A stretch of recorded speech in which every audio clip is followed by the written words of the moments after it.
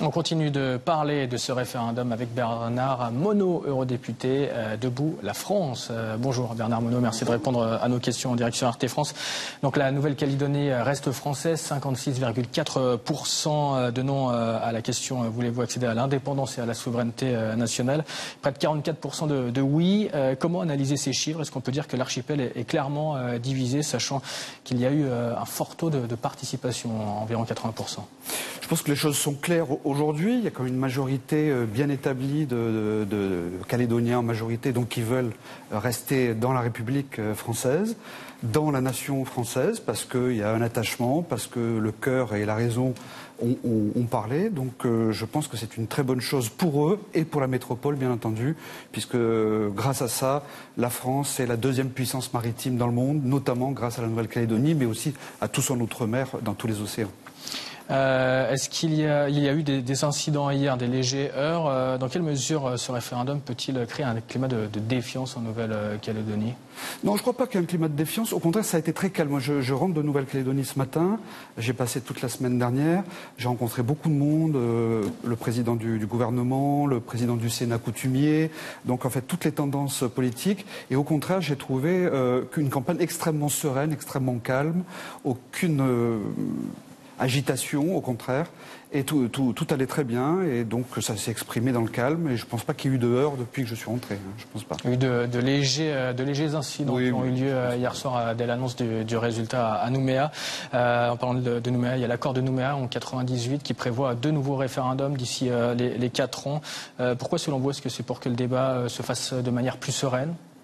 Oui, à l'époque, c'était justifié compte tenu des affrontements extrêmement violents. Depuis 30 ans, les choses se sont beaucoup apaisées. La communauté kanak a été reconnue en tant que telle, et c'est tout à fait légitime, puisqu'ils étaient les premiers, avant bien entendu la présence française. Il est normal qu'ils soient bien entendu reconnus.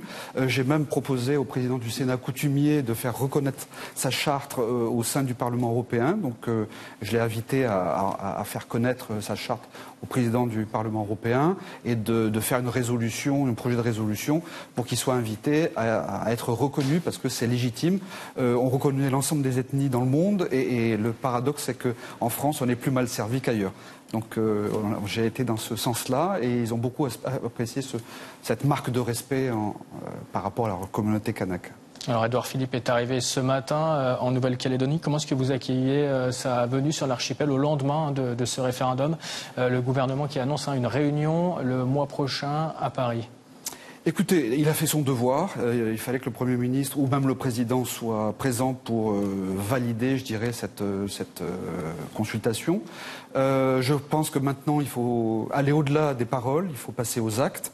Il faudrait que l'ensemble des forces politiques soient présentes autour de la table, discutent, et éventuellement rendre les prochaines consultations référendaires, donc de 2020 et 2022, constructives. C'est-à-dire qu'il faut venir avec un nouveau projet. Si c'est pour reposer la même question, ça n'a aucun sens. Quelle question poser alors? Écoutez, simplement, il faudrait que l'ensemble des forces travaillent sur un nouveau statut juridique de la Nouvelle-Calédonie dans la République, qu'elle ait une large autonomie, mais qu'en même temps, la République marque le pas aussi, avec peut-être un super OSARIA, vous savez, c'est le Haut Commissariat dans le Pacifique, Nouvelle-Calédonie, peut-être Polynésie aussi, et Wallis et Futuna, parce que c'est toute la zone Pacifique qui est concernée, et peut-être construire un projet où il y a un véritable co-développement entre la métropole et la Nouvelle-Calédonie, et puis aller vers l'avenir, c'est-à-dire que la France soit beaucoup plus présente dans le Pacifique qu'elle ne l'est aujourd'hui, notamment face à la concurrence de la Chine et puis des autres grandes puissances que sont aussi l'Australie, la Nouvelle-Zélande. La France a vraiment sa place au cœur du Pacifique. Justement, donc du coup, Nouméa, la Nouvelle-Calédonie vont rester français, et vous venez de parler des puissances alentours, la Chine, l'Australie. Est-ce que du coup, ces puissances peuvent quand même lorgner sur le caillou? On parle beaucoup de nickel, la présence française dans le Pacifique. Absolument, il y a un risque d'annexion. C'est le cas aujourd'hui au Vanuatu, où la Chine investit énormément, un palais présidentiel au Vanuatu, en fait pour installer une une base navale qui soit un petit peu le relais dans tout le Pacifique de la Chine. Et ça, c'est inquiétant parce que d'abord, il y a la concurrence économique, mais aussi, il peut y avoir des potentiels affrontements militaires.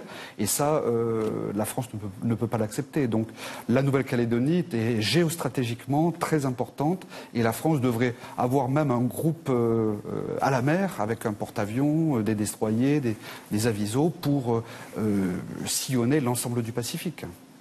Merci beaucoup Bernard Monod d'avoir répondu à nos questions en direct sur RT France. Merci.